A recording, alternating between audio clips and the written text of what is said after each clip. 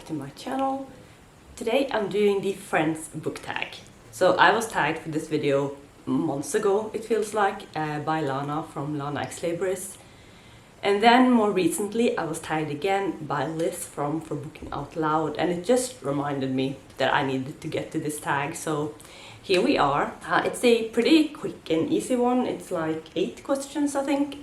So let's just get into them. So the first question is friendship. Name a book with a strong friendship in it. And for this one I picked I Was Born for This by Alice Oseman. There are several Alice Oseman books that I could have picked for this question because I feel like she's just very good at writing friendships. I just picked this one basically because it's the most recent book I've read by her. There are several friendships in this book. I in particular liked the friendship between the guys in the band that is like a major part of the story. This book is about a band and also about a girl who is a big fan of that band. So yeah, like I said, I could have picked any book almost by Alice Oseman, but I went with this one. The next question is Real Life, a non-fiction book that you want to read.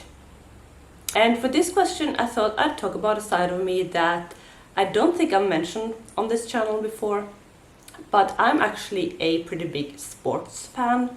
Not like doing it, but watching it. I am a fan of sports in general, and then there are obviously some types of sports that I'm less interested in, and then there are some that I love.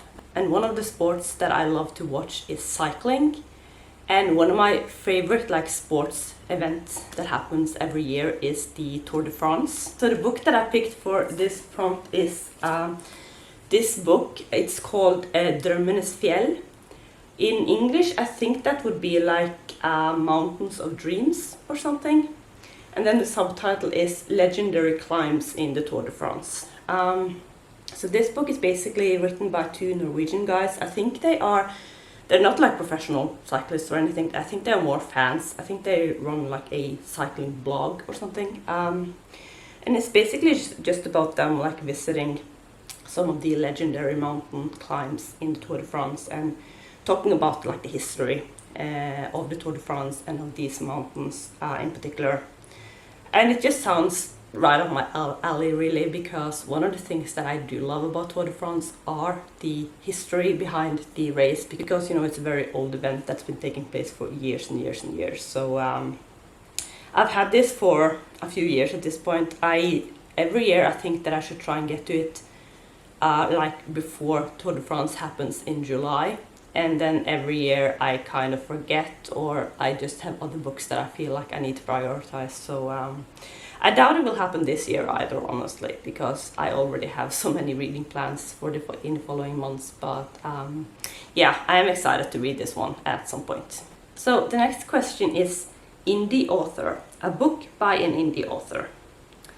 And I have to admit, I'm not quite sure what qualifies as an indie author, if that makes sense. Like, I have a general idea of what it is, but I'm not like 100% sure which authors would be in the like indie author category.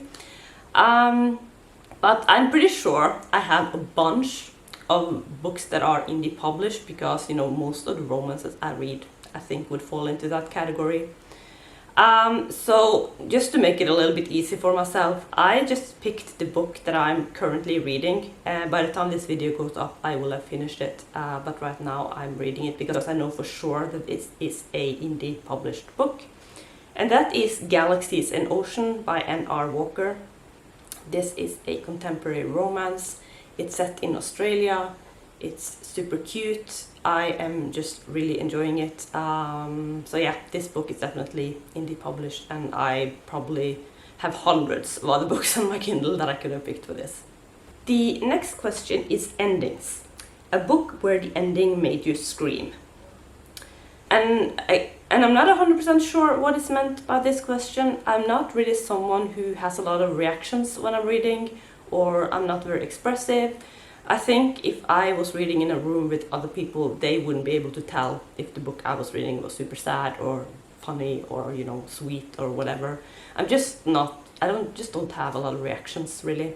So I'm not sure I've ever had a book where the ending made me scream, honestly. So I just went with a book that had an ending that really surprised me. And that is Behind Her Eyes by Sarah Pinborough. This is like a mystery thriller type of book.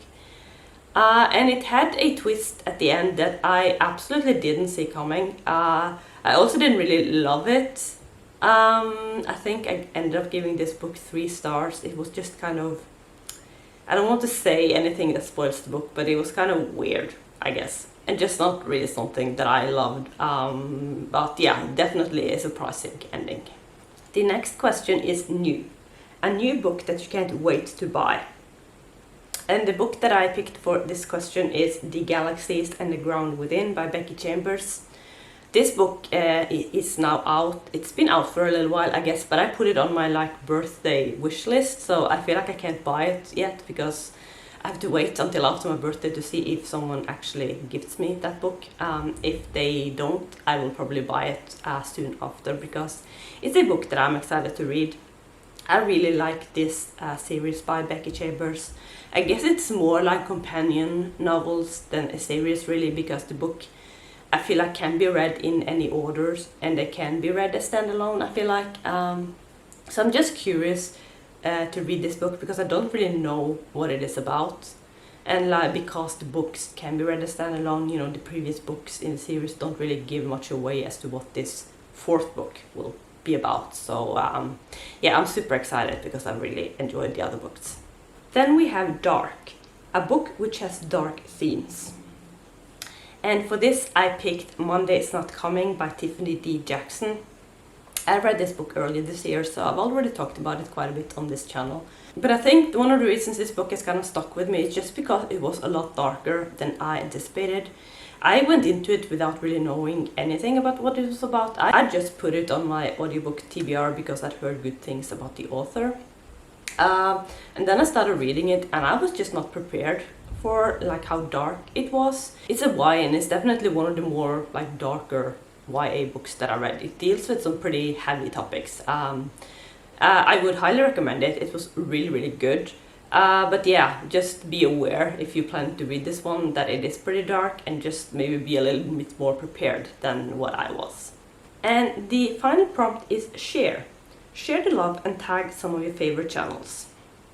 And I have to admit, I have not had much time to prepare this video, so I just haven't had the chance to go through the people that I know and see who has done this video and who hasn't. I think a lot of you have already done this video at this point because it's been around for a while, I feel like. So I don't really have anyone to tag. But you know, as usual, if you want to do this tag, then consider yourself tagged by me. I would love to see you do it, so yeah, please consider yourself tagged if you want to. So that was the Friends book tag. I hope you enjoyed it. If you did, then you could always like my video, or you can subscribe to my channel if you want to see more videos from me. But yeah, that's going to be it for today. Thank you so much for watching, and I will see you soon with another video. Bye!